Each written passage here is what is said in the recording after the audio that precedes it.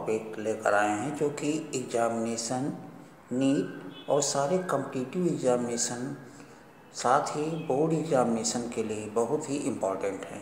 Students, इस video को बहुत ही सावधानी पूर्वक सुनिएगा और देखिएगा और इम्पॉर्टेंट नोट्स अपनी नोटबुक में तैयार करते रहिएगा। स्टूडेंट्स, ये वीडियो आपने केयरफुली देख लिया तो आपके बोर्ड एग्जामिनेशन सहित सभी कॉम्पिटिटिव एग्जामिनेशन में सक्सेस 101% है। Students, see this video with careful and note down its contents and learn it. We promise to, according these note, you can best success in any competitive bio examination or board examinations. Students, this video defined with students, आज हम आपके सामने bio के कुछ contents कुछ important topic लेकर आए हैं जो कि एग्जामिनेशन नीट और सारे कॉम्पिटिटिव एग्जामिनेशन साथ ही बोर्ड एग्जामिनेशन के लिए बहुत ही इम्पॉर्टेंट है। स्टूडेंट्स, इस वीडियो को बहुत ही सावधानी पूर्वक सुनिएगा और देखिएगा और इम्पॉर्टेंट नोट्स अपनी नोटबुक में तैयार करते रहिएगा। स्टूडेंट्स, ये वीडियो आपने केयरफुली देख लिया तो आपके बोर्ड एग्जामिनेशन सहित सभी कॉम्पिटिटिव एग्जामिनेशन में सक्सेस 101% है। Students, see this video with careful and note down it contents and learn it. We promise to, according this note, you can best success in any competitive bio examination और board examinations.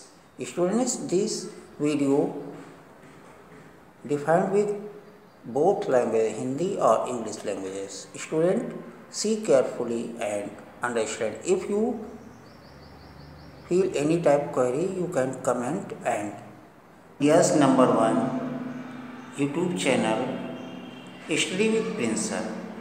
Students, today is your topic for 12th class biology, chapter number 2, sexual reproduction in plant. Student, kindly listen and see full video and notes. Whole topic with in front of you has been displayed. Then you can gain the best marking in examination of UP boards or any type boards, CBSE boards or NEET, IIT and any type biological competitive examination.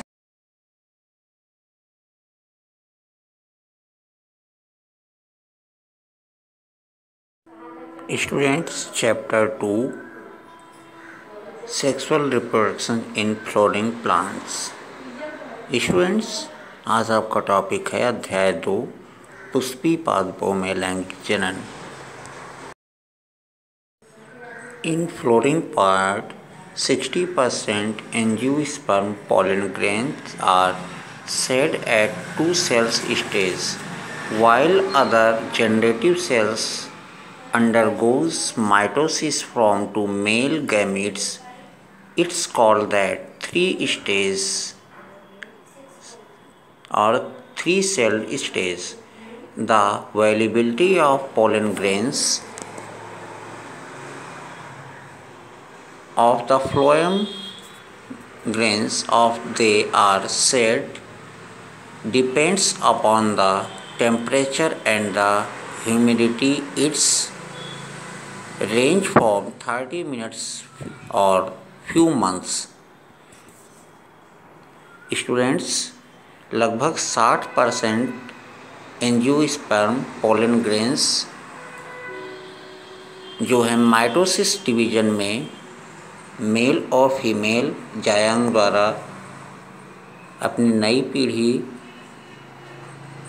को बनाते हैं। इसे 2 cell stage यानी द्विकोषीय अवस्था अथवा 3 cell stage या 3 कोषीय अवस्था कहते हैं। स्टूडेंट्स, एंजियोस्पर्म्स की process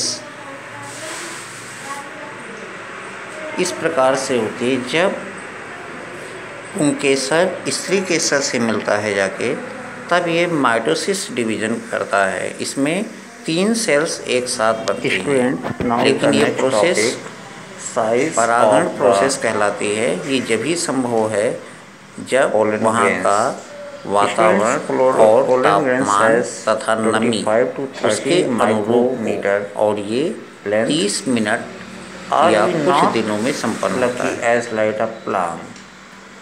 This is the possible process. Several hormonal and the structural changes result in the development of flowers. Inflorescence bear the new flowers buds and then the flowers. Flowers are the reproductive part of a plant. In a flowers, endoecium male productive part and the gynoecium the female product part developed. Students, किसी भी पौधे का पुष्प उसके sexual reproduction या लैंगिक जनन में महत्वपूर्ण भूमिका निभाता है, और जिस प्रकार से पेड़ पौधों में एक ही पुष्प में नर और मादा दोनों जननांग पाए जाते हैं और एक ही पुष्प से उनका परागण होता है। इस प्रकार से अगर देखा जाए तो जीव पेड़ पौधों से कम भाग्यशाली हैं, क्योंकि जीवों के जनन प्रोसेस के लिए नर और मादा अलग अलग शरीर में जननांगों के उपस्थित होना जरूरी है। लेकिन फ्लोरेस प्लांट में एक ही पुष्प पर दोनों जननांग पाए जाते हैं। Student, now is the floral part displayed in front of you. First, anther. Second, filament. Third, ovary. Fourth, stigma. Fifth, style. 5, petals. 6, sepals. Student, anthers means pomang. Filaments means tantu. Ovary means अंडाशय. Stigma means pomang. Style means तंतु. Petals means पुष्पवृंत और sepals means पुष्पवृंत। Students, आपके सामने हिंदी और English दोनों definition display हो रहे हैं और आपके सामने इम्पॉर्टेंट नोट्स भी डिस्प्ले हो रहे हैं। सो स्टूडेंट्स, जब पौधे को विद केयर नोट और जायांग यानी स्त्री केसर और पुंकेसर एक साथ मिलते हैं, तो हिंदी डायग्राम के माध्यम से ये बताने का प्रयास किया जाता है कि किस तरह से फर्टिलाइजेशंस होता है और उसके परिणाम स्वरूप नए पुष्प का जन्म होता है, पुष्प से फल बनते हैं। इस प्रकार से ये फर्टिलाइजेशंस प्रोसेस कंप्लीट होती है। स्टूडेंट्स, फर्टिलाइजेशंस मीन्स होता है निषेचन प्रोसेस, पौधे में जो students, now some important question, इसका आंसर है जलकुंभी इन हिंदी। नंबर 2 है वायु परागण किसमें नहीं होता? सेल्विया में। निम्न में से किस पौधे में स्वपरागण होता? द्विलिंगीय पौधे में। निम्न में से किस में जल द्वारा परागण होता? जलकुंभी में। भ्रूणपोष क्या है? त्रिगुणित।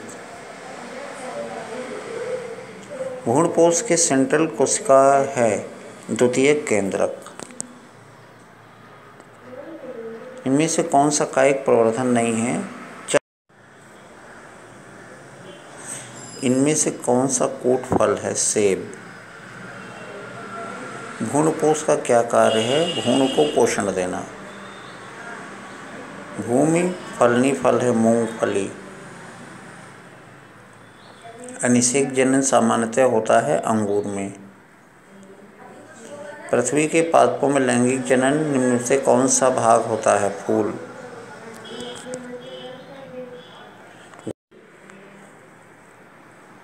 सत्य फल का निर्माण किससे होता है? अंडाशय से।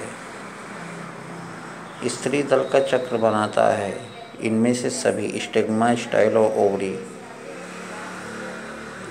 स्टूडेंट्स, इस चैनल को देखने के लिए धन्यवाद। इसे लाइक और सब्सक्राइब और शेयर भी करें। अगले नए वीडियो के साथ फिर आपके साथ उपस्थित होंगे चैप्टर नंबर 3 में। तब तक के लिए please wait. Thanks for watching.